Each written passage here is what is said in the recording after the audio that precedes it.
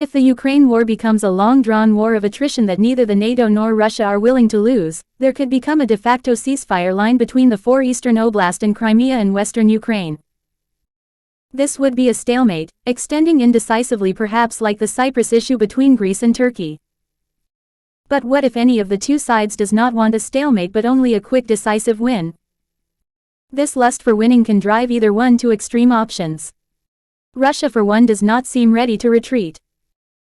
With China behind its back and Iran willing to go to any length in its support, and ranking only second in global firepower, Russia seems stronger than ever on the fronts.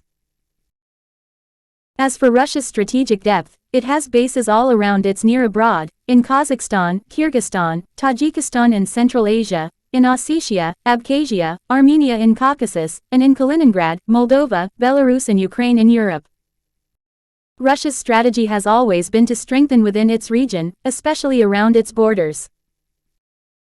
So, whereas post-colonial Europe and the US have only interests in countries all around the world, Russia has around its mainland influence, which has elements of shared culture, languages and history. This makes Russia's post-Soviet space a bulwark within which it feels its security, and an invasion in its near abroad is seen as an invasion on its security and existence.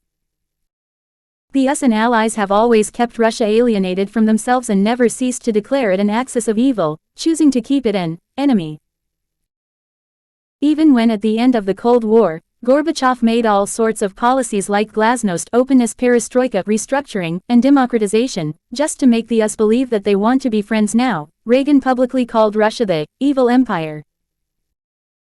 Later Gorbachev declared that rather than cooperating with Russia, the US had conspired to build a new empire headed by themselves, and that the US had expanded NATO right up to Russia's borders despite their initial assurances that they wouldn't do so.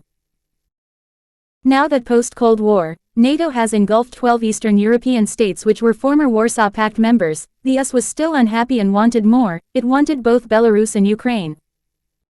In Belarus, the Genes Revolution was staged against Lukashenko in 2006, which failed. In Ukraine, the 2014 Euromaidan succeeded in ousting pro-Russian Yanukovych, bringing in Poroshenko and later Zelensky. Russia felt NATO reaching for its jugular. So, what has this to do with WE? With Ukraine, NATO has initiated the appetite for war throughout European states. Poland and the Scandinavians have started beating the war drum by increasing military spending, ramping up exercises and urging tougher sanctions.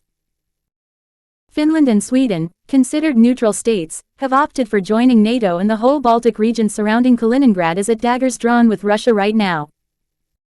On the other side, Western media is full with news on Chinese intentions of occupying Taiwan. With this assumption in mind, Japan has announced $320 billion military budget, specifically mentioning buying missile to target China, and to ready for sustained conflict.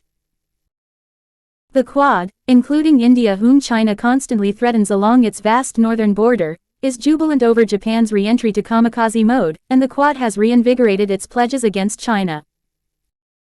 Threatening and encircling two major powers will tempt them to reciprocate in their military strategy too, potentially leading to a global confrontation. But this will not be a usual war. When the theater is global, faced with existential threats, opposing powers will have to turn to the nuclear option, and the global chessboard will swiftly turn into a checkerboard where several men go down with one wrong move.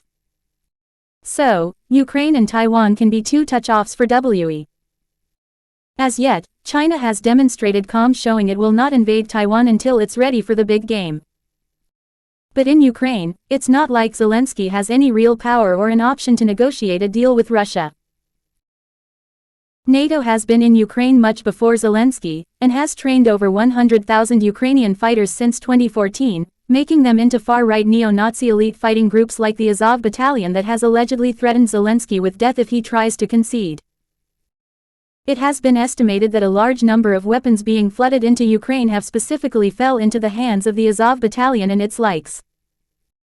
This is just what was made to happen in Afghanistan and Iraq. Large piles of weapons were allowed to reach the hands of groups that later became ISIS and Daesh.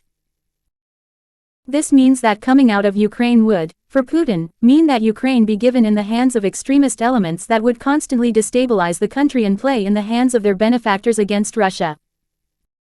But these types of long-drawn plans are not the first option for the US and its European allies because they are running short of time.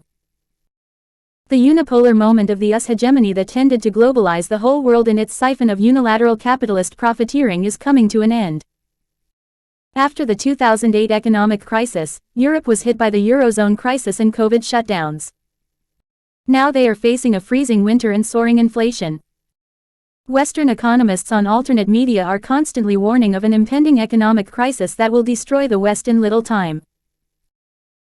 And they are blaming Western powers artificially keeping their economies going by overborrowing trillions of dollars, allowing central banks to buy huge amounts of useless debts and allowing their governments to continue with their spending sprees. Perhaps these bad habits are the real factors pushing humanity towards war. The unchecked capitalist free market monster feeds on unabated profits. No matter how much profits have been made, it always needs more. The free market monster has evolved into a beast with no nation, no belief, no moral, and only profits and interests.